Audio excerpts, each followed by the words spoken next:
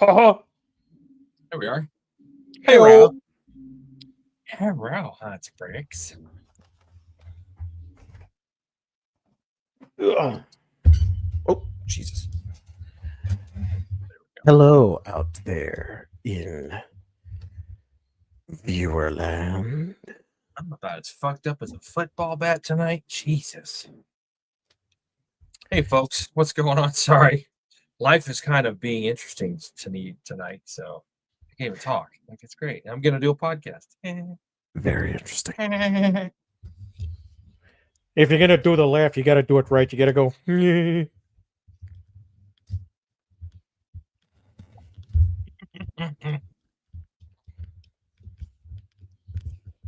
My audio's still coming over good there, Alma.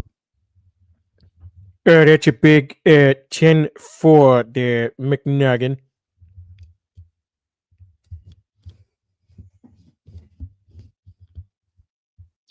Hard to believe we've been friends for 20 something years when we're just complete assholes to each other.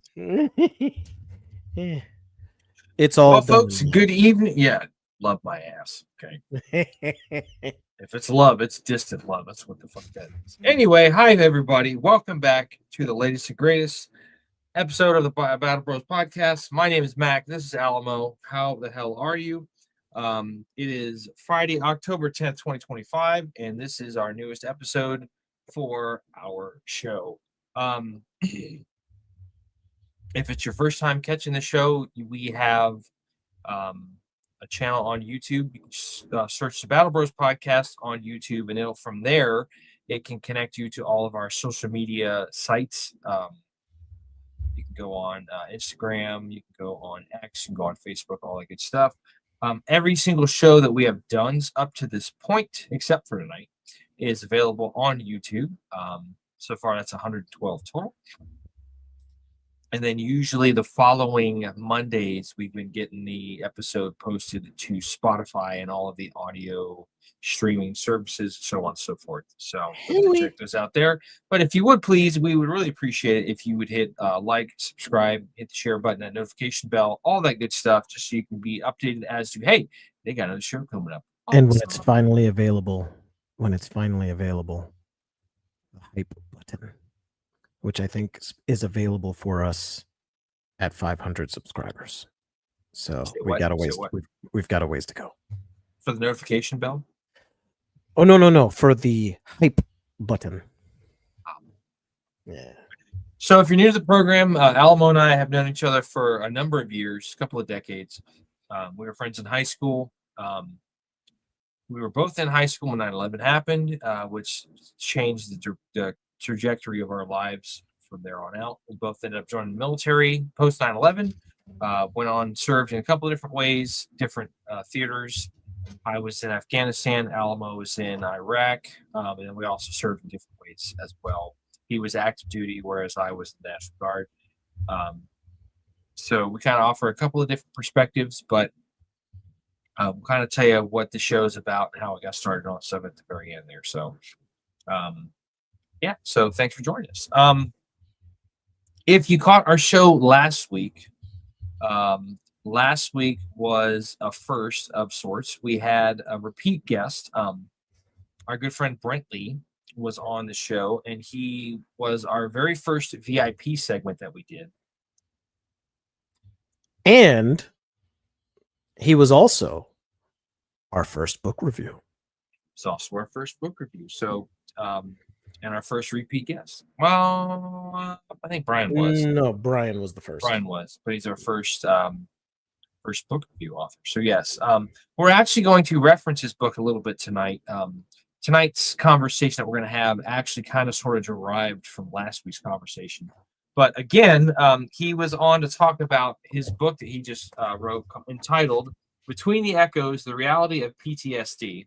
A very, very, very good and very quick read. I very much, to public admittance, am not the best person to talk to about reading books, just because it's a commitment of time, obviously. Yes. But I will say that the way this book is formatted, the chapters go by relatively quickly. I think collectively it Absolutely. probably took me about 3 hours total time to read the book. So it's not that much for read. Chapters are very short. But it was just fascinating. And as we found out from the interview last week, he had actually unknowingly been writing this book for about 14 years. Even before he was writing a book, he was just keeping thoughts and notes and stuff jotted down here and there on his phone and all that kind of stuff, and just kind of collaborated all this stuff together, and wrote a book and stuff. So yeah, pretty damn It's good. amazing. It's amazing the information you can compile together when you're just writing random things. Like, I mean, you could probably write a story about yourself from a single journal. If you're the type of person that does that kind of thing, which I'm a journaler. And I would agree with that. version. Again, my problem is I say I'm going to sit down and journal, and I never do. Yeah, And that's my fault. So it's been 1 week since a you couple of looked at months me. ago. Oh, Yep. sorry. Sorry. That Great just popped song. into my head. Yes, fantastic. Overplayed, kind of annoying when you hear it all the time, but great song. So Indeed. yes, so if you get the opportunity, again, the book is called Between the Echoes: The Reality of PTSD. This Available is on Amazon. Available on Amazon. This is actually the first of a series of books that will be coming out. There is a second book that's already working way out. I think it's called Chasing the Echoes, which is a foray into some semi nonfiction type stuff, as he was talking about last week. That's going to be branching. I Yar. cannot wait to read that one. That's going to be good. Yeah, By I'm the actually way, kind of looking forward to that one too. Did he say he was going to send us those, or did we have to buy those? I think he was going to hopefully send us a copy. I don't know. I Yeah. don't mind buying one. Support the guy. I was gonna say, yeah, I don't mind buying one too. I don't know if he sent it to you, but remember how I told him like how he signed with his foot and stuff? Like we made that whole comment about signing with his feet and shit. Yeah. He sent me a video of him doing that. He had a pen between his fucking toe and he was signing it. I was like, yeah, that's so awesome. It's so meta. Holy shit, it's awesome. That's That's Brent for based. you. Yeah. So anyway, again, a great read, great person. It's a little bit of an emotional roller coaster. I say that with 100% honesty. There are times Yes. when it kind of makes you think and you get a little bit emotional and whatnot. So It yeah, definitely made me think quite a yeah, bit about a kind of couple of made things. I got a little bit introspective, of course, Yeah, no, of course. So One of that's those things we're going to be talking about tonight. Go figure.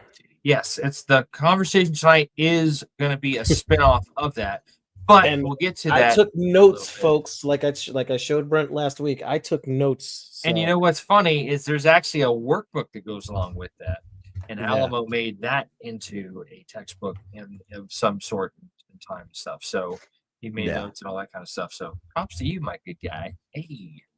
So before we get going in tonight's conversation, we got a couple of news stories. One actually happened last week.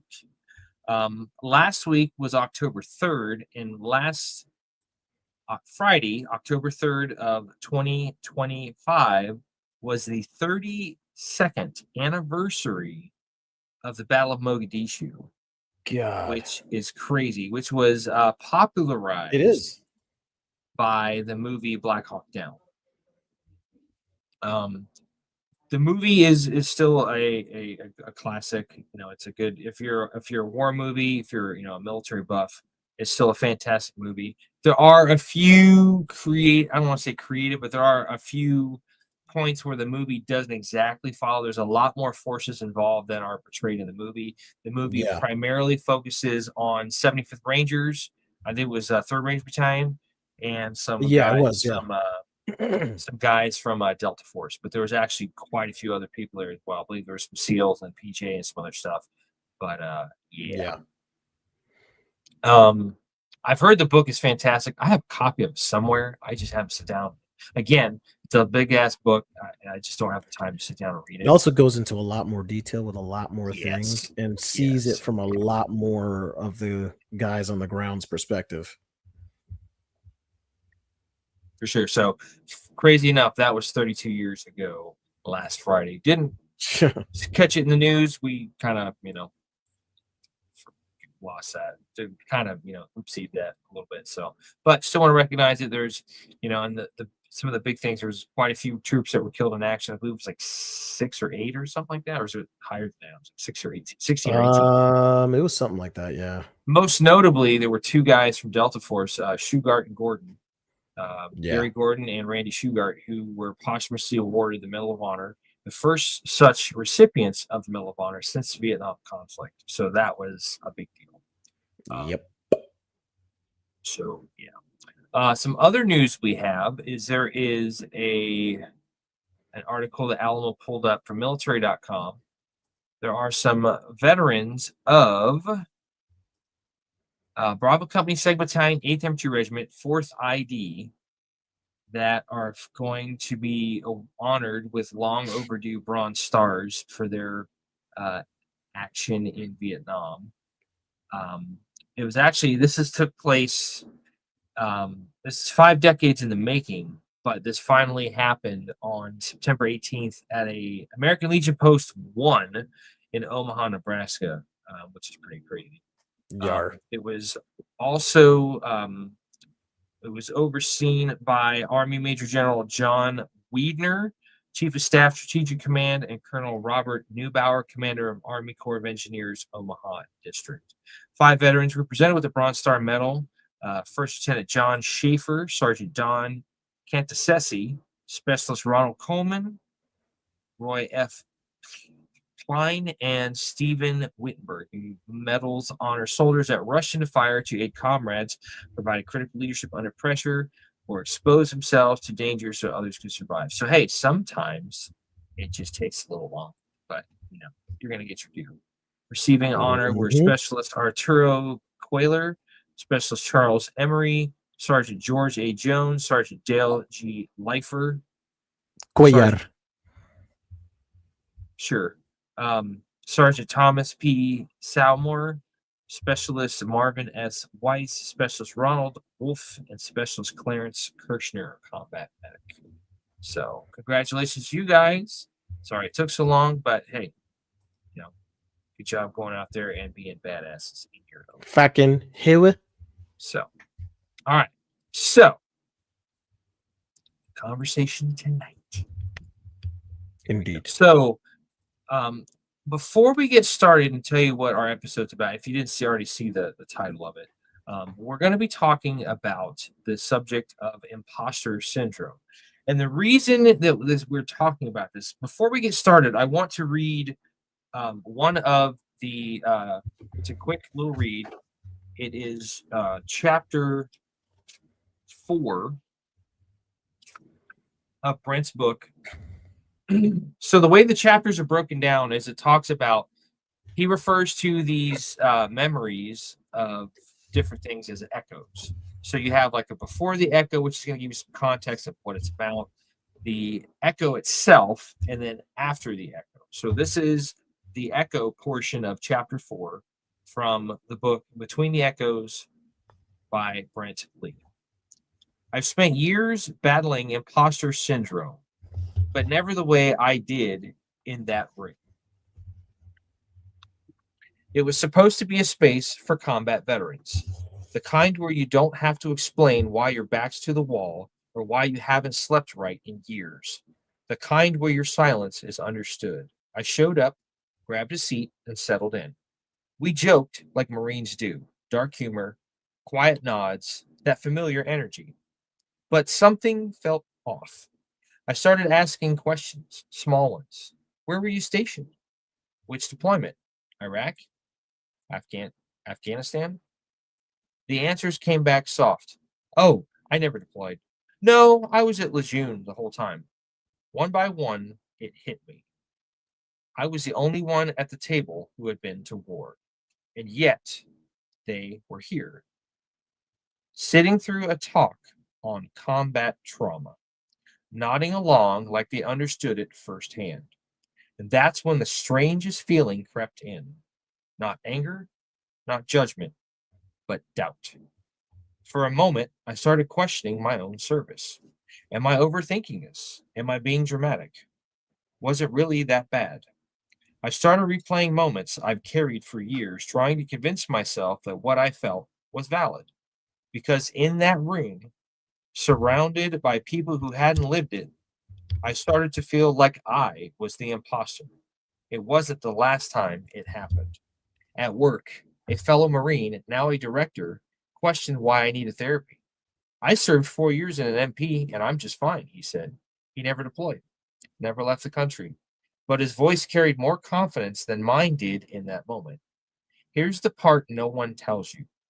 Sometimes the people who make you question your own trauma aren't civilians. They're wearing the same uniform. And that kind of disconnect, it can break something in you if you're not careful. So tonight's talk for episode 113 of the Battle Bros podcast, we're talking about imposter syndrome, as we just mentioned. So Yeah. if you've never heard of the term before, we'll give you a quick definition of that. Imposter syndrome is defined as a psychological pattern where individuals doubt their accomplishments and have a persistent fear of being exposed as a fraud. This is also known as imposter phenomenon or imposterism. Okay. Now, what's interesting is that this kind of goes both ways. So, in Brent's case, he's a combat veteran. He's been to Iraq and Afghanistan, I believe. He did his part. Does he have a Purple Heart? I don't remember. I I think don't he remember. does. I think he does too, but I think he does. I don't want to speak for him, but I think he Right. does. I Yeah. think he does. I'm pretty confident, but I don't want to say for certain and misquote the guy. But anyway, so here's a guy who's been to war and a talk about combat trauma. And here's the only guy that, you know, freaking has, been there, done that, and got the t-shirt. And everybody else is like not necessarily deployed. They were in the service or a veteran. They're not necessarily a Yeah. combat veteran. So now he's sitting there going, Jesus, like that guy talks a lot more confident than I do. I have all these thoughts and stuff racing around my head, like, I don't know, kind of shit. So there's that. I've had an experience kind of sort of like that. Sort of similar, but sort of not. I was driving for Uber and I had this kid get in my car and, pretty much just told me, like, because it had a thing on where you could put on your driver, like, profile that you were a veteran. And, he was like, oh, you're a veteran, huh? I'm like, yeah, I was in the Army. He goes, oh, no kidding. I just joined. I'm like, where are you going? He goes, I'm going to drum. I'm like, oh, New York. That's cool. He's like, yeah, where'd you serve? I was like, oh, I was in a guard unit here in Florida. He goes, oh, that doesn't count. I'm like, I'm sorry. Please elaborate. Excuse me very much. Yeah. So, yeah, and it just made it feel like, I didn't go and I didn't get a CIB. I didn't, get hurt or anything, but I still went overseas. I still was a combat veteran. I deployed in a forward area, all that kind of shit. Like, I got more time in an Army shitter than this kid has in the actual Army. So I'm like, you can respectfully get forget kind of thing. So, I mean, it's just kind of shitty, like telling somebody or having that feeling of that doubt. That's the main thing about it is the doubt. It's like, is that really? I mean, I know I was in the National Guard and stuff, but is that the way people see National Guardsmen? Like we have that reputation of the nasty girl, the weekend warrior, and all stuff. But I'm just like, sometimes, and I'm not trying to hide anything. I'm not ashamed of anything. I'm very proud of the time that I had in the military. It was very formative to me as a young man and whatnot. But at the same time, it's like, sometimes I won't exactly like give information if they're not really asking for it. I was in an infantry company, it's an infantry battalion, I don't say I was in the guard necessarily, but unless it was somebody in the guard, it's like, oh yeah, I was in such company over yonder, kind of stuff. So No. But it sucks. I definitely get that. Dude, I've felt the same way. Honestly, and the thing that gets me is like I feel like I've felt even worse about it before. Only because, the times that, I can think of that I for sure was like like there's obviously the time on that rooftop, you know, that for sure, you know, that was definitely an engagement I was fully involved in. I mean, the other times it was really just our vehicle got shot, and I felt really some kind of way about that, you know what I mean? Because I felt like, oh, well, shit, I was stuck in the vehicle. I didn't really do anything, you know what I mean? Right. The only time I really got into a firefight again was, it was that engagement on the rooftop. And, you know, the guys ended up deploying to Afghanistan, which is where Paul ended up being in the same unit I was in, same company. He was just with the medics. He was the medic platoon. And There was a little bit of a gap between you guys, or was he there when you were there? he actually arrived like 3 or 4 months after I left. Okay, so there was a little bit of a So gap. You guys there weren't was a there at the same time. little bit of a gap, just a little bit of a gap. So for those folks Um, that don't know what we're referring to, there was a friend of, well, not really. I mean, we all went to school with him. yeah, Alamo, my younger brother, myself. You guys were all freshmen when I was in my senior year of high school. yeah. A great guy named Paul Kazupi, and I don't know anybody that had anything bad to say about Paul. Like he was just a solidly good dude. Yeah. No, like never talk bad about anybody. Just a Good good-hearted, good dude. Catholic. Yeah, good Catholic guy. So he ended up being in the same company. He was in Havoc, not Havoc platoon, but he was in Headquarters for and headquarters Hammer Company. Hammer Company for 3-2 Striker. Hammer Company Yeah. for 3-2 Cav, yeah. Striker. So Um, he had gotten there 3 or 4 months after you left, and then he was yeah. there. I don't remember how long. And then I remember getting a phone call from my brother about him, just being like, "Dude, sit down." Yeah. It's like, so Yeah. But the thing that really hit me about what he wrote in that is it like you think like there have been so many times that I've questioned, and and this is where I kind of want to say like the demons come in and they like to say like you didn't do shit. Dude, you got oh yeah. shot at like once, you engaged the enemy like once. Freaking all the guys, they kept going and you left because you wanted to be a little freaking, bitch, and you wanted to leave and, go home. And, the Yeah. guys ended up freaking staying and you left the guys like, and, you know, it really like really hurt, like the really hurtful shit, and it was like, you know, you're not a real soldier. Like that was the kind of shit that was being that resonated in my mind when it came to those things. Now, mind you, again, Did you really do all that high speed shit, or did you make it up just to look cool for your friends? Yeah. Yeah. Doubt's a real motherfucker, man. Yeah. It really is. Sucks. It does. Sucks absolute ass. And I don't know, man. The imposter syndrome. I almost think it affects every single one of us as soldiers. I often wonder though if it affects the guys that have been over there more so.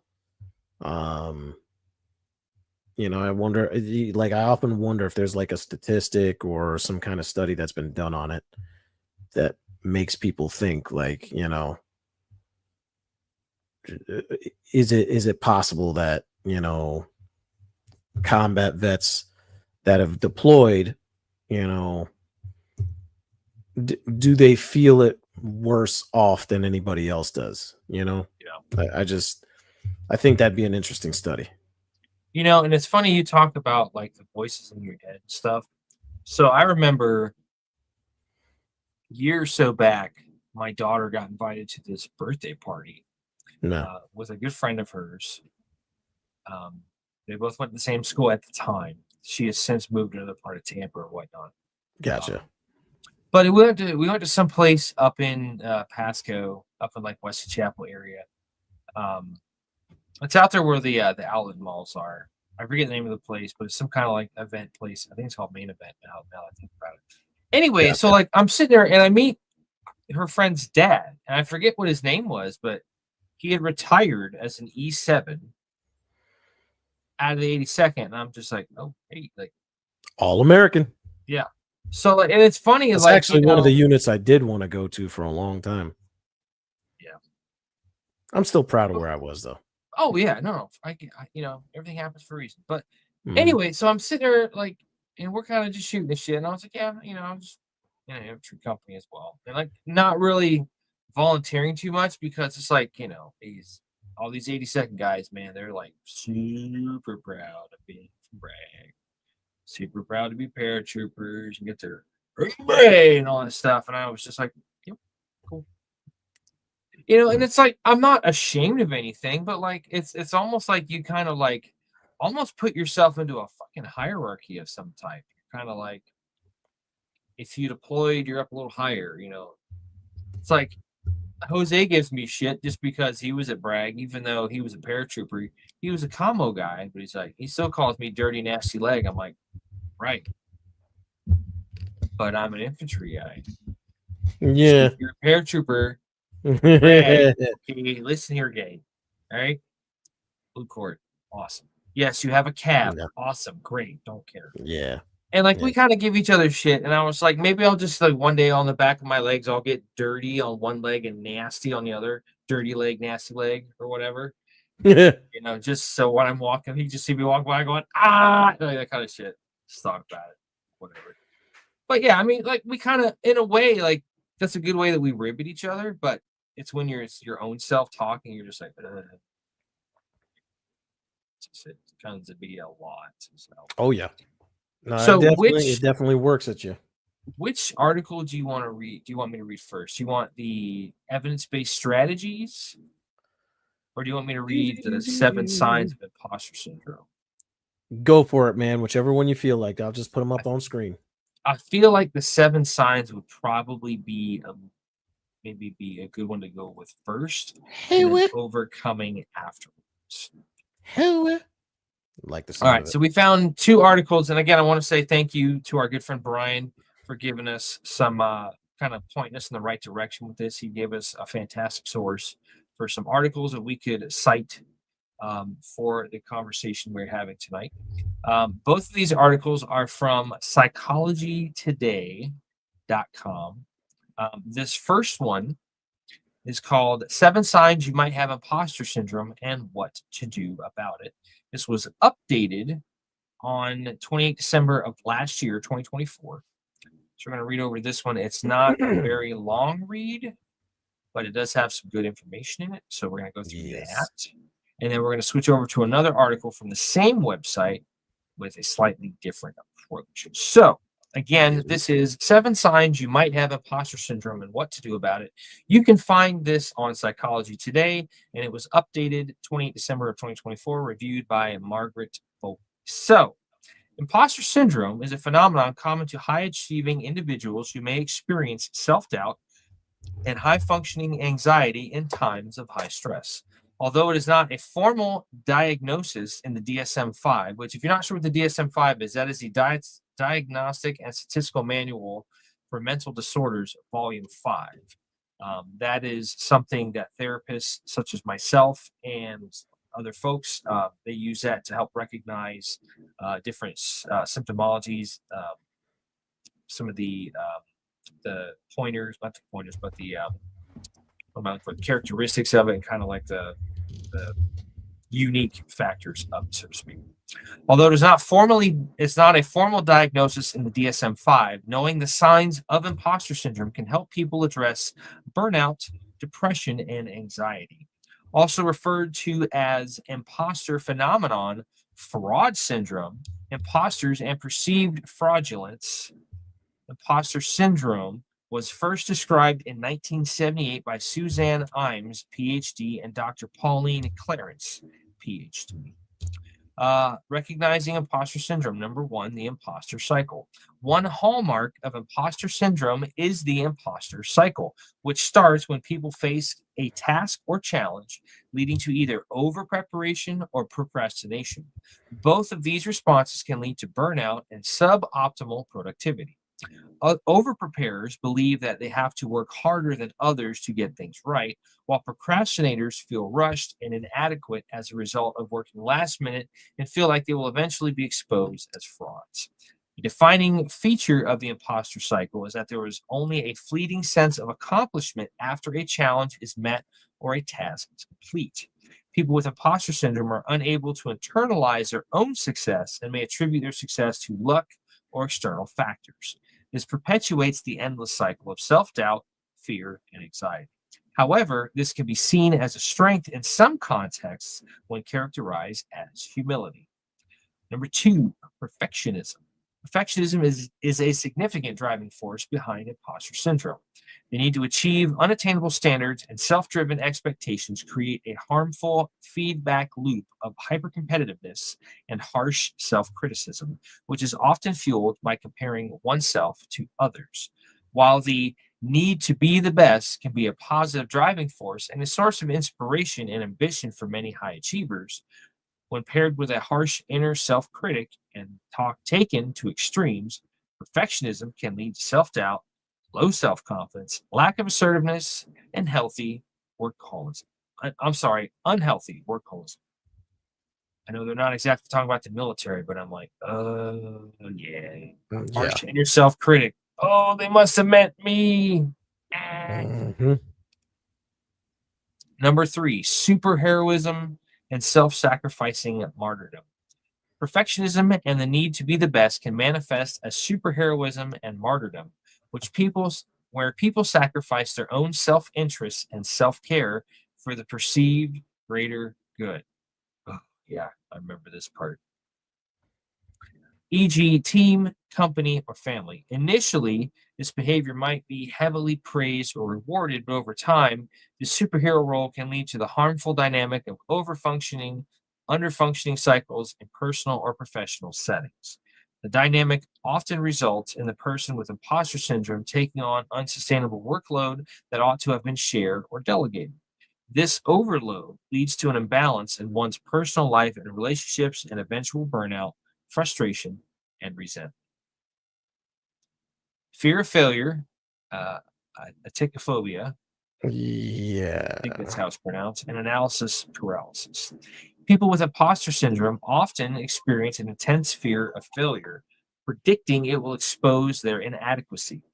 This fear can lead to high functioning anxiety and avoiding tasks, which prevents people from starting or fully engaging in tasks. The avoidance reinforces feelings of being a fraud and amplifies the fear and shame associated with failure, perpetuating more avoidance.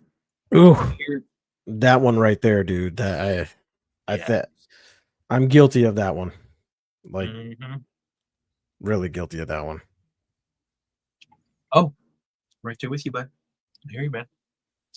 Number five, fear of success, achievemophobia. Paradoxically, people may experience fear of success, since success can bring more attention, scrutiny, and even higher expectations that feel unattainable. I love how that one just doesn't really say a whole lot, but it says a lot. Number six, denial of competence. People with imposter syndrome often suffer from deep seated low self esteem and self confidence, discounting their achievements, abilities, intelligence, experience, and skills. Sounds familiar. Often, this narrative comes from early childhood experiences or family mythology, where the narratives around their success attributed it to luck rather than effort, talent, or ability. Analysis paralysis and indecision. A common outcome of imposter syndrome is that people may eventually face a major career or personal crisis and feel stuck or overwhelmed. This often arises when faced with significant long term decisions that feel irreversible or unsolvable or all solutions appear to have suboptimal outcomes. Excuse me. This stuckness can take the form of analysis paralysis and indecision, manifesting as negative rumination and forecasting negative predictions, exacerbating anxiety, depression, and disrupting sleep. That happened to me when I was on the police force, for sure. Oh, yeah. Absolutely. Key signs to help identify imposter syndrome. The first step to overcoming imposter syndrome is identifying and addressing it. Key signs include persistent self-doubt despite evidence of success, overworking or procrastinating on tasks, difficulty accepting. Let me try that one more time, folks. Difficulty accepting compliments or recognition, deflecting praise. Yeah. I feel like Ricky Bobby. I'm like, I don't know what to do with my hands, kind of thing. Like I had that happen, one time with my my one of the owners of a business I worked for, and he was like, "Hey, you guys are doing a great job, man. Thanks so much." I'm like, "Can you just tell me that I'm a piece of garbage? I'm much more comfortable with that." And he's like, "Why would I say that?" I'm like, "Because it's easier pill to swallow." He was like, "No, you guys are doing a great job. Thank you so much. I appreciate what you showed me and keep up the hard work." I'm like, "Okay, yeah," kind of. Oh God, I'm so awkward. But I looking back now, I'm like, that was dumb. Like, take the W and move on. And especially from who it came from, it was the owner that everybody liked too. It's like, Take the win. take the win. You see that, Bobby? The way he takes the win.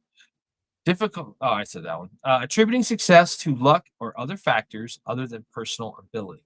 Anxiety or fear of being found out as a fraud. Fleeting feelings of success after a challenge is met. Reluctance to take on new opportunities due to fear of failure. Addressing imposter syndrome. Working with a therapist to identify and address the deeper roots of self-doubt is often helpful. In working with hundreds of high-achieving individuals in therapy, I have found there are common themes from childhood and early adulthood experiences that lead to development of imposter syndrome. Common causes for imposter syndrome include highly critical parents who use comparison to siblings or peers, environments where acceptance and praise were contingent on achievements and outcomes, a lack of role models who have healthy boundaries around work, or a strong sense of self-compassion and self-acceptance can also lead to imposter syndrome. Cultural expectations of humility and self-sacrifice can also play a strong role. Early traumatic childhood experience of bullying, neglect, and abuse can also instill deep feelings of unworthiness. Working through that's kind of for the very bottom. So there's that. So 7 signs you might have imposter syndrome. So the other article that we have is from the same. Hold on a second. Work the whistle. Hey, wait. I had pizza tonight for dinner, and dude, the marinara sauce gave me heartburn. So did we. Oh Jesus, it's terrible. Yeah, well, if you get the right pizza, New York pizza, you're not really gonna have that problem. I like how you sell it to New York pizza, just throwing that in there. Like New York pizza's better, don't you know? Well, that's Chicago. My bad. That is Chicago. Yeah, You want to do New York? Yo, New York pizza, hands down, bro.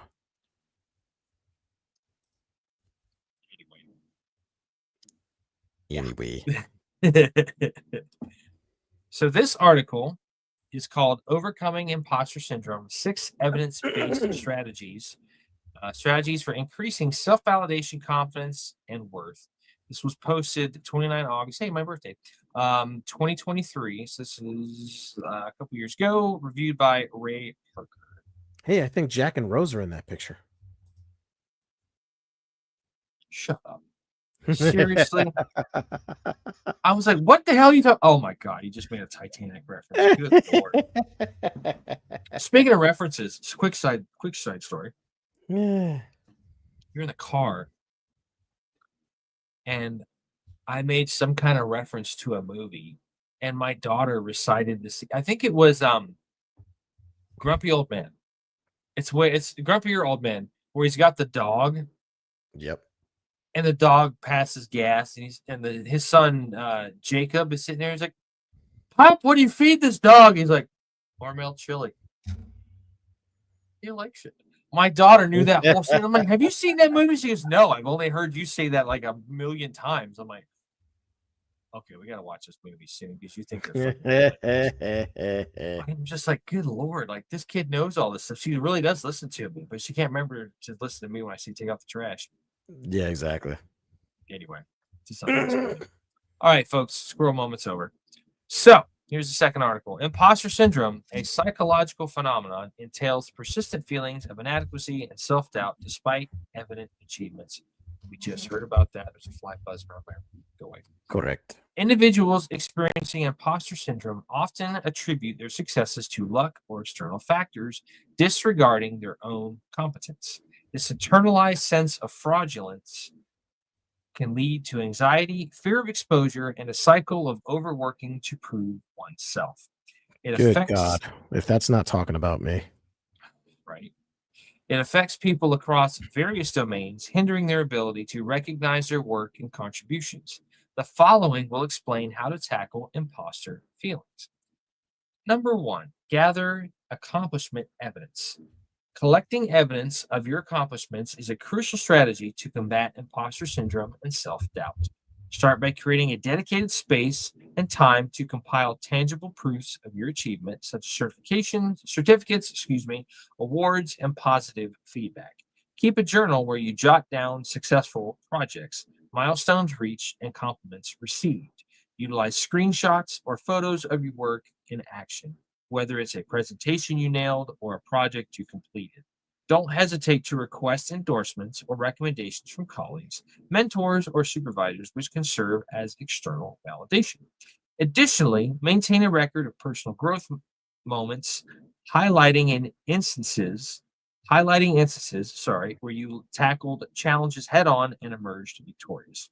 Regularly revisit this collection of evidence to remind yourself of your capabilities and progress, helping you silence the doubts that imposter syndrome often fuels. For example, every Sunday from 10 to 10:30 a.m. in my home office. So when I read this, I immediately thought of um, something that I would love to do eventually. I made one for all my ROTC stuff in high school. I made a shadow box, like all my ribbons and my cords, all that kind of crazy stuff, my letter that I earned and all that shit.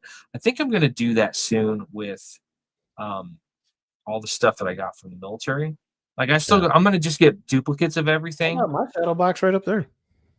I like yours. Yeah, yours is nice because it's got I think it's your ARCOM or your Iraq campaign medal and your National Defense Service medal and stuff, plus your patch and your crest and stuff. I'm Yeah. probably gonna do this like something a CIB little as bit well. in your CIB. Yeah, CIB. Good job, guy. No, I'm having Donkey fun. shins. Yeah, donkey shits, exactly.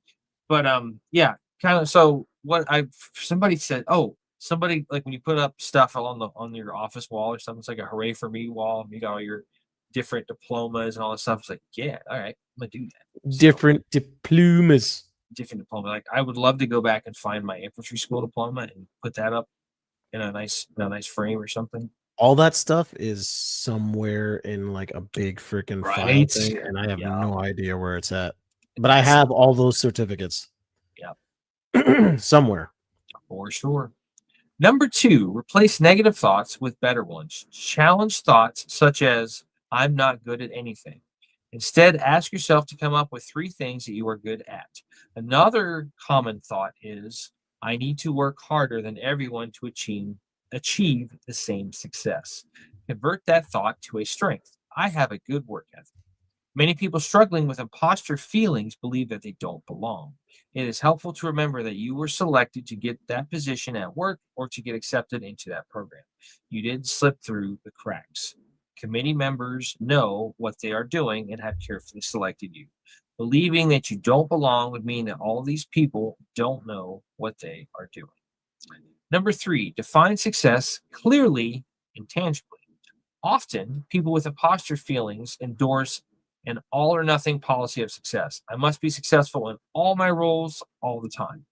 Instead of setting an unrealistic standard of perpetual success across all roles and endeavors, recognize that success is a multifaceted and context dependent. Establish clear, achievable goals for each specific role or task, outlining what success means in those contexts. Understand that setbacks and challenges are integral parts of growth and they don't invalidate your overall progress. By breaking down success in manageable components and acknowledging that it's okay to face occasional setbacks, you can cultivate a more balanced perspective and alleviate the pressure of maintaining an unsustainable level of excellence in all aspects of life. I want to take a quick pause right there. So, as a therapist, one of the things that we have to do is, and one of the things I have to do in my job quite a bit is just have, reasonable expectations of behavior and stuff. Yes, are we going to work towards, like, if I'm with a client and they have some type of behavioral, pattern that they exhibit, yes, we're working towards this, but we can't expect anything to change in a week or even a month or even 6 months or a year. Sometimes you just have to, it's all about managing expectations. It's okay, we're working towards this. What happens, happens. And when you do get those magic moments, when they have that kind of that breakthrough and they do what you've been working so hard to do, and they kind of, have that, they figure it out, so to speak. It's just like, it's just an amazing feeling. So, Freaking Huey. all right, number 4. What does good enough look like? It is critical to answer this question because it implicitly permits the person to be okay at some tasks. People burn out when they must excel in every task, role, and all the time. What tasks need to be completed with just good enough performance? What exactly does good enough look like so you can stop yourself when you get to that point? This allows you to move on to preserve your energy for other important tasks, such as spending time with loved ones. So I read this and it immediately reminded of a spot of an experience with my daughter. I think it was last year during 5th grade. She had A's and B's on her report card. She's like, "Oh," I'm like, "Sweetie, what's wrong?" She goes, "I didn't get all A's." I'm like, "I didn't expect you to. Like, did you try your hardest?" She goes, "Yeah." I was like, "Did you give an honest effort on your homework and your schoolwork?" She goes, "Yeah." I'm like, "Okay, then A's and B's are fine. A's, B's, and C's are fine. Don't really care for D's and F's, but like, that's okay." It's like, if you can say that, if you can look yourself in the mirror and say, "Hey, I did my best," then that's all I care about. She kind of felt like relieved. She was just like, "Okay." I'm like, "Sweetie, don't put that much pressure on yourself. Enjoy being a kid, because when you get to be an adult, that's when you put that pressure on yourself." I wish I was kidding. It's, Yeah. it's like, Yeah, I had to think about it for a second. I was like, well, no, yeah, probably. It's sex. yes, It's sex. Like, good God, folks. "Hi, I'm trying to reach customer service. I'm trying to cancel my adulting subscription. No longer want to carry this. I'll just get Hulu instead. That'd be great. It's cheaper." Number Come 5. on, get the Hulu. Do it now. Have you seen? Oh God, you just made me think of this. I have to say this real quick. There's a clip of Adam Ray. He's a comedian that dresses up as Dr. Phil and does a pretty damn good Dr. Phil impersonation. And he, have you seen, he's on, I think, Kill Tony or whatever, the Kill Tony show. I think so. I think I might have seen him. Yeah. He does a spot on freaking Dr. Phil, but then he's interviewing Will Sasso. Will Sasso was on, I believe, was it Mad TV? Mad TV. And Will Sasso is doing he's answering a question as Schwarzenegger. And it goes on and on and on and on and on. And it's pretty X-rated, so I can't tell the subject matter of the joke here. But his freaking Will Sasso's Schwarzenegger impersonation is like fucking spot on. It is so funny. You got to watch it. We'll watch it after the show, dude. It's fantastic. That's right. Come on. Come on. He stays in character for like a good 5 minutes, and it's just his answer goes off in the weeds, and it comes back, and you're just like, that's amazing. One thing you have to realize is everything you do is fantastic, especially when you get the pump. You have to get the pump on. You have to pump some iron. Never mind. For those of you listening and not watching this show, no, that was not Arnold. That's actually Alamo's impersonation, which is pretty good. So, as I've told him many times, the guy needs to get into voice acting, but he won't listen to me. So, whatever. Come on, don't bullshit me. I would love to have a response to that, but it's not going to be good. So I'm going to move on. Number 5 on overcoming imposter syndrome: generate a post-mistake compassionate plan. It is inevitable that we will all make mistakes. Striving to be mistake-proof generates extreme perpetual anxiety that ironically leads to committing more errors. Write a compassionate plan in preparation for future mistakes. Find a person to witness this plan and sign it. Here is a template I have created for those who struggle with imposter feelings, social anxiety, and self doubt. This paragraph reads: I am reaching out to you because I trust you and feel comfortable with you. However, at times I don't trust myself, or I might be really hard on myself. So, I came up with a plan of how to compassionately move forward after I make a mistake. In order to hold myself accountable, I wanted you to witness this contract and sign it. Would you be comfortable doing that? Number 6, partner with a life coach you admire. Collaborating with a seasoned life coach who has not only achieved success, but also possesses qualities you admire can indeed be a life-changing journey. Their depth of experience and honed expertise can serve as a wellspring of guidance, steering you through the complexities of your goals and aiding in the cultivation of resilience against challenges, self-doubt, and imposter syndrome. An essential aspect of this relationship is the opportunity to learn from their journey. By candidly discussing their own obstacles, pivotal learning moments, and battles with self-doubt, you gain a more profound insight into their path to success.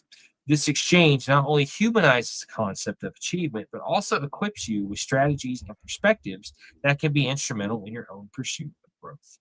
Through these interactions, you'll find that imposter feelings can be mitigated by realizing that even the most accomplished individuals have faced similar doubts, yet managed to overcome them with perseverance and strategic thinking.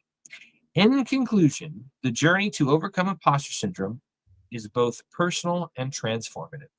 By embracing these 6 strategies for bolstering self validation, recognizing self worth, and mastering self confidence, individuals can navigate the complexities of self doubt with newfound resilience. Remember, the imposter syndrome narrative doesn't have to be the only one. You have the power to rewrite it, shedding the weight of inadequacy and embracing the truth of your accomplishments. With dedication and practice, the days of constant struggle against imposter syndrome can be replaced with a journey of growth, self-acceptance, and lasting success. So one of the interesting things it said here is talking about having a life coach. So I don't know that I would call our friend Brian, a life coach, but he's somebody I look up to a lot because he has 2 certifications that are very, very equally important. So not only is he certified as a licensed mental health counselor, he's also a certified recovery peer specialist. So one you get from the experience of getting your master's and everything, and then having a lot of time doing therapy under supervision, all that kind of stuff, and eventually going out on your own and whatnot. But the certified recovery peer specialist means that, hey, I've been through it myself. I can talk about it because it's coming from a place of experience. So, and the reason we were talking about this one time on one of our drives that we took, and he was wanting to get both of these put onto a business card. And they were like, why do you need to have both? I'm like, because they both mean 2 very different things, but they're equally important in their own right. And it just means a more complete area of expertise as a therapist. I have the book smarts for it. I have the practical experience for it, and they kind of help me on my path together and all that stuff. So I agree with that because, there's been a lot of times where we've had talks about this kind of same thing. And, it's like, I have a combat patch on my uniform.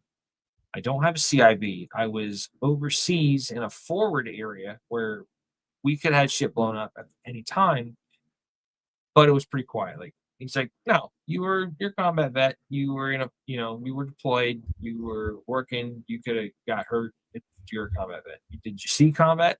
Not necessarily, but you've been overseas, downrange, all this stuff. So don't anybody try to naysay it. Don't bullshit me, as you just said a little while ago. It's like don't even try to go about that. So Yeah. so I think about that often.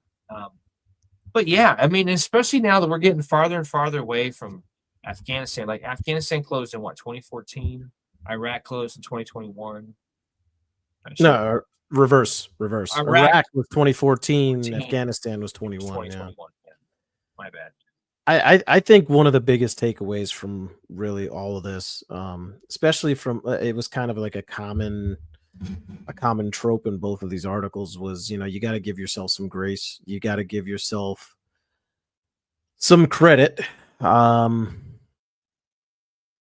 you can't expect to be perfect. And, you can't expect to not make mistakes. I myself, to my detriment,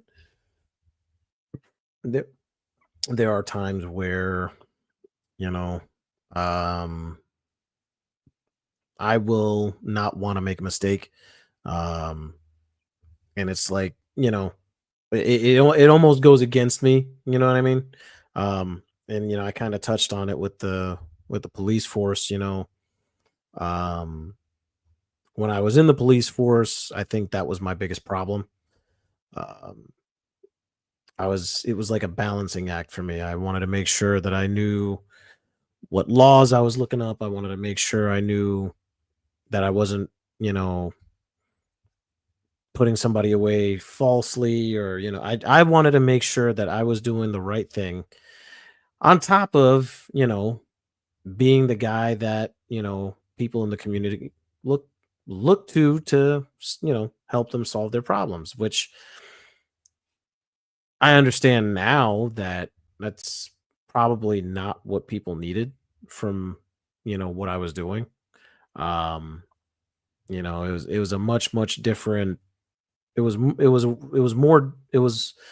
way different than what I had expected. Um, but also, to a certain degree, it was, almost exactly what I expected. Um, but my imposter syndrome from that, I mean, really stems from, you know, I didn't really feel like I'd earned the position and title of police officer until I had gotten through um my probationary period, like my FTO, essentially. like I kept telling myself subconsciously that you're not officially that title until you finish that. And I think that's what, like, hypothetically, I guess you could say, I shot myself in the foot. You know what I mean? I hypothetically shot myself in the foot by doing that, because I didn't allow myself to really think better on my feet, because I was being trained by all these, upper people, all these people that had been there on the force for at least a few years. They had experience and everything else. And, you know, I hadn't felt like I'd earned I didn't feel like I'd earned the right to be walking along with them, you know, and, I can't say it any other way. I screwed myself, um, but, I mean, as that goes, you know, God has other plans for you, and, it is what it is. So I'm just trucking along, man, trucking along. Yeah, I kind of like, especially when I was in high school, not and a few times in my adult life, I kind of felt like I wasn't good enough because, like, no matter what I did, I was always like the number two person. Like, I tried out for drum major for high school, didn't get that. I was the next person down, the field major, as we called it. And then, in ROTC, I ended up as the executive officer of a company. I wasn't in long enough to, I would have liked to have been a company commander, Yeah. doing ROTC. I was the XO, but I was only in for 1 year. My senior year, I went from being a squad leader, a cadet sergeant, jumped up to a cadet first Louis. So, I mean, that's a pretty big jump, but, and Yeah. it wasn't bad. There's a time I had to fill in for it as a company. Like we had we had a uniform inspection, and the guy Danner was my CO, and he Yeah. was absent that day. So they're like, "Okay, so here's how you march a company and blah blah blah, blah, do all this crazy stuff." And I was like, "Okay," like it's stressful because you don't know what the fuck you're doing, but you're Yeah. like 10 years old at the time, so it is what it is. But and then eventually, then once I got into other things, when we worked together, when I first started there, like it wasn't bad. Then I kind of was told, "Hey, we're gonna make you a manager," and then I went off to AT, and I came back, and somebody else had my keys. We're like, "Yeah, just go back to the range." I'm like, "Okay." So yeah, like I mean, imposter syndrome and leaving all that doubt stuff, man. That's a real kick in the nuts. Like It is. it sucks, dude. You're not lying. Fuck that, I quit, kind of thing. But anyway, I mean, if you think about it, going back to the military aspect of it, it's difficult. It can be very, very challenging at times because, it's yeah, it's it can really, how did he say it in the book? You're gonna find that again. It can break something in you if you're not careful. Yeah. Fucking facts. So And yeah, that that's what happened to me. yeah. And it does. It sucks. Sucks big time. Sucks real real big time. Well, and with me, it's like, it was always hard just being around other service members sometimes because like, especially with like, like with that experience I told you about that young guy when I was doing Uber. I was like, you don't get it, man. It's like you guys, you get to just go and be active duty army guy and all that shit. I've got to be a reservist. I got to be a National Guardsman. Some guys have families they got to worry about. They got jobs. They got school. So you're wearing all these different hats trying to juggle all this shit. And all of that just to get told by active duty component, oh, you're not shit because you're not active duty. It's like, fuck off. It's like Jesus. And I'm not saying about everybody. There's, but it's just a big difference. It's like, especially like being over in Afghanistan, we had guys come through. The first 6 months that I was there, they were with, I believe, third group. And you could tell it was a different kind of vibe. I mean, those guys were all active duty. They're working out every day. They're very super serious about what they do. And then the second 6 months, the second half of the year I was there, we had some guys come through that were with 19th group, which is National Guard, because 19th and 20th group are National Guard Special Forces groups. And this one guy was like, "Yeah, it's like I just go to school full time. I've got like 3 or 4 degrees just because the government's paying for it. Why not?" It's like, all right, cool. They understood things. It was just more of a, instead of more there being like a gap of like experience and just relatability, it was pretty much closed or almost non-existent with those guys because they're just, they got to worry about the same shit you got to worry about. They're not just on active duty. They're spun up for deployment. They're doing all that kind of stuff. So like, yeah, those Yeah. guys were like pretty super fucking cool. They're like, yeah, just regular damn dude like you guys are. And they were a lot more eager, like, hey, you guys want to go blow some shit up? We're like, yeah, let's go. Let's go do that. That sounds like a great idea. Absolutely. Got all this captured munitions out that we put on a freaking berm several miles out from the base, and you just all of a sudden just see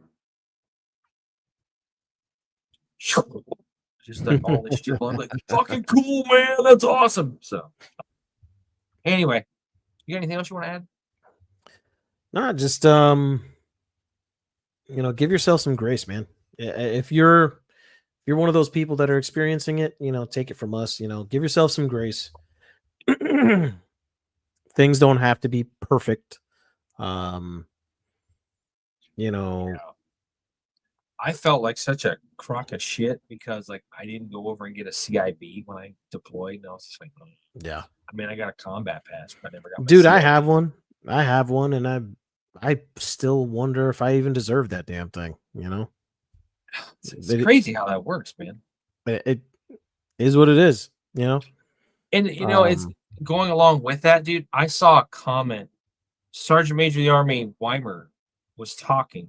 He goes, I've seen a lot of combat. I've been deployed a lot, done a lot of crazy stuff during GWAT. He goes, and this is a guy who he's a top enlisted dude in the Army. He's a badass. He's been like, I think, career SF almost. He goes, I've seen a lot of combat. I love the fact that he was humble and had enough humility to go, I've never been to like World War II where a bunch of people just go up and off, sustain combat operations and follow on and follow on and follow on, all that kind of stuff. I've been a lot of combat, never been to war. I was like, yep, I dig that, man. He's not letting that down. This is a guy, like, he doesn't even, and half the time, he just wears his rank. He doesn't wear any badges or anything like that. He just wears his freaking U.S. Army headquarters patch. He wears SF tab. I think he's got a Ranger tab. I'm not certain. But he's just like, yeah, whatever. Fucking humble ass dude, man. I like that guy. So, anyway, folks, that has been our conversation on Imposter Syndrome. Hopefully, you could relate to it. If you haven't, maybe learn something, help you relate to somebody else. It's a real thing. It really is, and it can really kick you in the damn nuts, even if you're a lady. Kicking in the nuts is not just reserved to guys. It is, but it's not in this sense. So you kick the nuts as lady. Anyways, we're going to start closing the show out like we always do. So if for those of you that are new to the program, thanks for joining us. We hope you enjoyed what you watched and or listened to. This show got started. Alamo and I, like I said, have known each other for a long time. A few years, 4 or 5 years ago, I got approached by Alamo to work an event for his wife. Dude, I just noticed you're wearing Bluey. Oh yeah, I just put this on because I got home. I changed out of my Bluey. I changed out of my work shirt. I have my undershirt on. I was actually throw a t-shirt on because I don't want to get pizza sauce all over a white t-shirt. It's like, what up, party people? And then I did this for my daughter. I'm like, look, I'm on my own shirt. She's like, you're an idiot. I'm like, yes, I am. It's okay. Anyway, fantastic. Have you watched Bluey? That's such a great kid show. That's the best kid show out there. Yes, Marcus was into it for a while. So there were quite a few episodes we watched, and there were times where I was like, huh. And you watch it, you're just like, man, this is so good. Watch this. 10-minute episode, you're good. Crack another one, you're good. You just sit there and just like kind of do like the Forrest Gump thing, where you're just like, yeah. I had about 15 Dr. Peppers. I mean, about 14 Dr. Pepper. Congratulations. How do you feel? I gotta pay. I believe Sid had to go pee. That's the only voice I can do good is JFK in that scene in that movie. Congratulations. How do you feel? I gotta pay. I believe Sid had to go pee. Oh my god. Anyway, squirrel moment. So Miss Tisha asked if I could help work an event for her organization called Flipside Mentorship. They've got great things going on there. Feel free to go check it out. Flipsidementorship.com. Fantastic folks doing fantastic things. That's all I need to know. So we worked an event. Alamo and I had a lot of fun doing it. There may have been a video of us acting like ham buns afterwards in somebody's front yard. A little bit. little bit. Just a little bit. And then afterwards, he was like, dude, that was fun. That was a blast. Like, let's do something, get back together. All right. So we talked about what that would look like. And he mentioned doing a podcast. And I was like, I don't know shit about a podcast. He goes, dude, they put a freaking monkey in outer space. I'm like, it's a good point. You can't really argue with that kind of logic. So we had discussed it kind of on the back burner. Well, we had a friend of ours named John who we used to work with. When Alamo and I worked together at a firearms retailer in Tampa. John was one of our coworkers, great dude, funny fucker. Would literally give you the shirt off his back. We all kind of like went our own separate ways after a while. We found out that John had unfortunately solved the temporary problem with a permanent solution, and he took his own life. And that is a tragedy because John is very much a guy worth knowing and worth getting to know, and just hearing his stories, hearing his chuckle and his laugh would just light up a fucking moon, just that dumb shit that we used to do at work. I'm surprised. I'm astounded. We didn't get more trouble and didn't get fired. I'm gonna go take a Grange. All right, John. I'll see you in a little bit. See you in about 20 minutes. Dude, that one time I went in there and I slid the Granger catalog. It's like this is like a phone book. I slid it up with the stall. He just went just so good. But anyway, we found out about John, and it was like for me, that was like the aha moment. I called Alamo and I was like, hey, did you hear about John? He goes, no, his birthday's coming up. I gotta reach out to him. I'm like, you can't, he's gone. So I said, that podcast you're talking about, I'm like, I'm in, let's do this. So we came up with the idea of the Battle You son of a bitch. I'm in. Pretty much. So we came up for the idea of the Battle Bros podcast. And as part of that, we kind of wanted to figure out like what we were going to talk about, what our message was going to be, simple things like that. And, kind of figured it was going to be about military, veterans, first responders, that kind of stuff. The hard to talk about kind of shit. But we also wanted to pay tribute to John in a certain way because, he was a guy worth knowing. So in that process, we came up with the Battle Bros Code. And what that is it's 4 easy stanzas you can help to remember, 4 easy tenets, that you can use to help get yourself through some tough times. If you're going through some heavy shit, that kind of thing. And all you got to do is remember the letters BROS. Simple as that. So we'll take you through those right now. B, be tenacious. No matter what you choose to do in life, do it with tenacity. Do it in a tenacious manner. Okay. Whether it's being a cop, whether it's being first responder, whether it's being a service member, whether it's being a parent, whether it's being a podcast host, a mentor, a life coach, a friend of somebody. Do it with a tenacity and fervor that, cannot be bribed. Okay. In the words of the great Ron Swanson, don't half-ass 2 things, whole-ass 1 thing. Okay. Be tenacious. R, refuse to surrender. There are going to be times in your life where things come up, challenges, obstacles, roadblocks, detours. Okay. Don't let them define you. Do not let them make you quit. Do not have them make you quit. Okay. Whatever it looks like, sometimes you're going to get knocked down in the dirt. You got to pick yourself up by the bootstraps, brush yourself off, reshoot your azimuth, orient your compass, and keep moving towards that OBJ. Okay. Obliterate your obstacles, whatever those obstacles look like. Okay. You could be having to go a quarter mile into the woods, down the river, skirt around the river and stuff, come back out on the main supply route, whatever. Do all that. Sometimes you have to go over a wall, dig under a wall. Sometimes you got to breach a wall. Sometimes, hey, drive a vehicle through it. Whatever it takes, man. Who cares? All right. Whatever it takes, obliterate those obstacles. Keep yourself moving in the right direction. Hit the OBJ and get yourself onto the X. Okay. Last and most importantly, S, seek out help in time of need. As you mentioned with our good friend John, we miss him every time we do the show. We miss him in our daily lives. There is not anything we wouldn't give to bring him back. If us not doing this show meant that John was still here to joke with us and stuff, hey, that would be fantastic. I would make that concession. Okay, but unfortunately, he's not. He's gone. So what does that mean for us? Hey, if you're in a bad place, talk to somebody. Okay. I wish that we could have reached out to John, or he would have reached out to one of us, and we could have talked him through some hard shit and had a hard discussion, but that he's still here. Okay. So what does that mean for us? Well, if you feel like you're in a hard place, if you feel like you're having a tough time, if you feel like you're going down a path and there's no way out, there's only one conclusion, and that's a permanent solution to a temporary problem.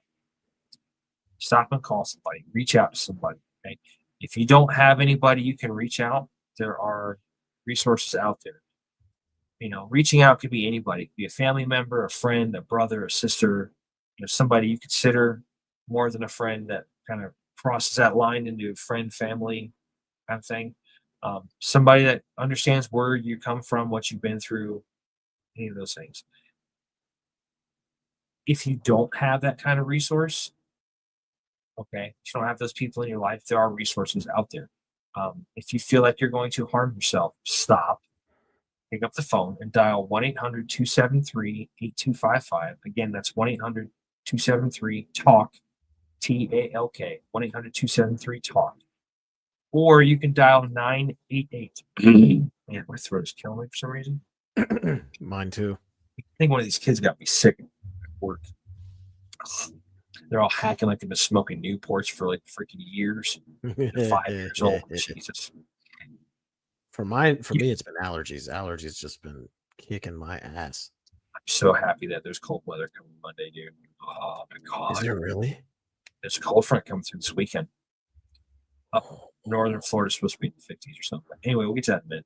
Yes. You can also, besides the 800 number, you can also dial 988. Again, that's 988. Once you get on with the operator, you can press option 1 to speak to somebody live. They have folks there 24 hours a day, 7 days a week, that will help you through your time of crisis and your time of need. It's very, it sucks that there are reasons that stuff like this exists. On average, some folks, the average was about 22 vets a day are committing suicide, and that's unacceptable. And I think we heard from Brett last week, it could be as high as double that. Yeah. Which is wholeheartedly unacceptable.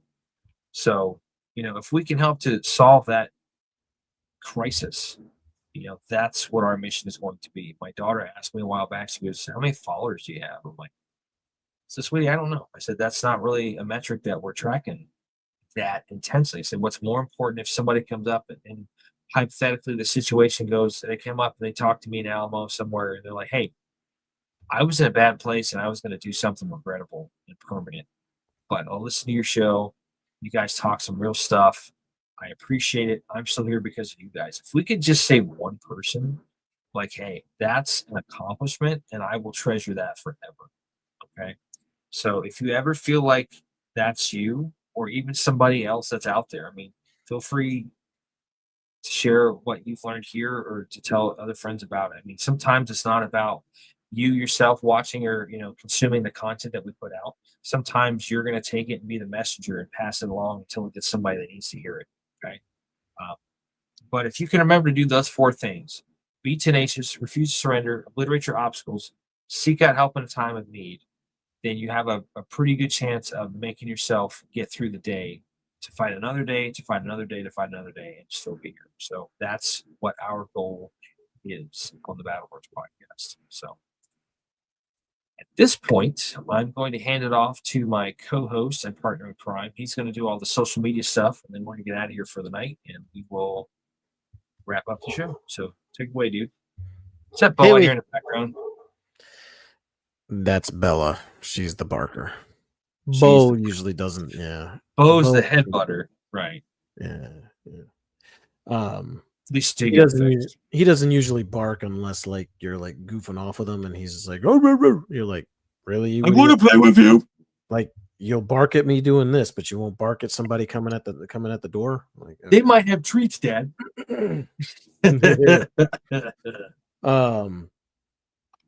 So yeah, if you guys want to catch us on the social medias, we have plenty of places you can do that. One of which is Meta platforms.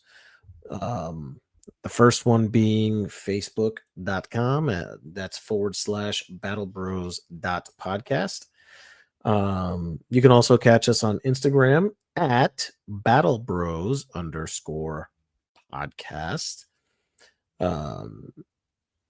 We also have a Twitter or X account, aka the InstaTwit, where you can catch us at Battle Bros PC. Go ahead. I'm gonna cut my camera off for just a second, but I'm not going anywhere. I'll be right back. Debo. Each one of those platforms, you can message us via instant messaging services, and drop us some comments, drop us some show ideas, maybe things that you guys would like us to cover, some subject matter. We're all for it. We love that kind of stuff. We love hearing from you guys, and we'd be fully prepared and happy to see what you guys want us to talk about next. If there's my throat is like really just, I don't know. I had to jump off camera so I could grab my Ricolas. It's like, oh yeah, I wish I had some of those. We also have a Gmail. So if you contact us at battlebrospc@gmail.com, that is battlebrospc@gmail.com, you can send us more private messages, say, hey, you guys suck, or hey, I got a friend of mine that, I really like to, share this episode, or maybe could you guys talk about this, and, mention him or something like that. Hey, we'd be fully willing to do that. And the right there on the Gmail would be a perfect way to go ahead and do that. We are monitoring that Gmail every single week, and we're always going to try and keep up on it. If you would like to catch us on other platforms other than here on the YouTube live, we also are on Spotify. We are on iHeartRadio, among other different podcasting apps. You can also catch us on the Rumble. All you got to do is go to rumble.com, search in the search bar Battle Bros, all one word, and a good portion of our episodes are on there, due to the fact that there was automatic uploading that was happening for a little bit, and then it kind of just stagnated. I have not been able to relink it for some odd reason.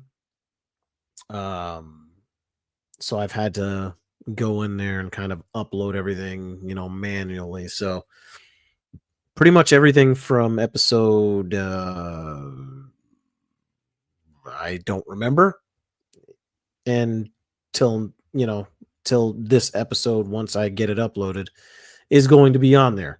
So on the Rumble, we don't have every single episode like we do on YouTube, but we have a very good portion of them on there. The majority of our stuff is on Spotify, correct? The majority of our stuff is on Spotify and YouTube. All right, so YouTube has every single proxy, show. And by proxy, whatever has been uploaded to Spotify, I believe is being uploaded to like iHeart and all the other stuff. If I remember correctly, if they're still doing that where they're like automatically uploading to other platforms, because I know when it was Anchor, it was actually uploading automatically to other platforms. So I know that we have a little bit. There's one episode that didn't go to Spotify, which is episode 10 from like our first season. 9/11 episode. 9/11 episode. We used to have to like dual record stuff, and for some reason it cut out. So the only way to go back and listen to that is on YouTube. But with the YouTube stuff, you can watch it on the phone if you have it plugged in your car. If you need something to listen to on a long drive or something, yeah, you can just plug it in and you can at least hear it. You can't see it because obviously, driving, watching your phone is not a good idea. Duh. But you can at least plug it on to your car, audio stuff and listen to it that way. So, yes, sir. CarPlay is worth it. So, yes. One last thing though. I mean, like I said earlier, when it comes down to it, guys, Ooh. just Oof. Sorry. the biggest Took a takeaway that I had from this is, give yourself grace, give yourself some credit, and just try not to be so hard on yourself. I that's as veterans, and for anybody that's in law enforcement, I know that's like one of the freaking toughest freaking things you could do is try to not be too tough on yourself. It's incredibly difficult, but in the end, it's worth it because you can treat yourself with a little bit more respect. It's said that if you don't treat yourself with respect, you're not going to be able to really treat others with respect. So give yourself that grace, give yourself that time, that that oh my god, I lost it. I'm tired, dude. I'm tired, but yeah, just be less harsh on yourself, guys and gals. Just do yourself that favor. Things are gonna be all right. That's all I got, dude. Awesome. So on that note, thank you everybody for watching our latest episode of the Battle Bros podcast. This has been episode 113 entitled Imposter Syndrome. We will not be doing an episode next week on October 17th.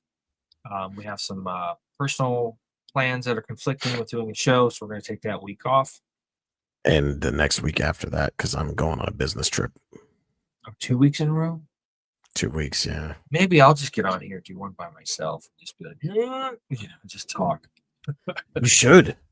That would be dope. That'd be scary though. You're gonna have to help me with that. We'll think about that. We'll think about that. I don't know if I get on here and have a conversation by myself for a whole fucking hour. You can do it. Maybe I'll have Brian on. You can have Brian on. Yeah, there you go. So we will for sure not have an episode on the 17th. Remains to be seen if we're going to have an episode on the 24th. We'll try to put something out on social media, i.e. Facebook or whatnot, when we do have our next episode. But again, thank you to everybody who is new to this, or if you've been part of this journey with us up until now. We appreciate your continued viewership, listenership, all that good stuff. We cannot do this show without you all. So thank you so much. And I hope everybody has a good night and a good weekend. And just remember, until next time, if you find yourself in a tough spot, just remember, be tenacious, refuse to surrender, obliterate your obstacles, seek out help in a time of need. Okay. And if you can do those 4 things, you got a good chance of being okay. So from the Battle Bros podcast, my name is Mac. This is Alamo. Thank you so much for watching, and we'll see you down the road. Battle Bros out.